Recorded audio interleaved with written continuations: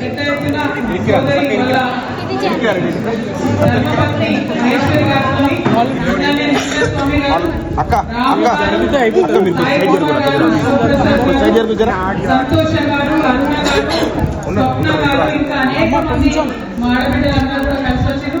మరి ఇక్కడ మా అన్న రుక్సింగన్న గారు, మా వర్కింగ్ ప్రెసిడెంట్ గారు నవీనాచారి గారు, వాళ్ళ కోల శ్రీనివాస్ అన్న గారు, మన మారన్న గారు, తమ్ముడు నరేష్ గారు, రాజ్యపాల బాలకృష్ణ గారు అందరూ కూడా నాయకులు ఉన్నారు. వారందరి సమక్షంలో మీరు చేస్తున్నారు.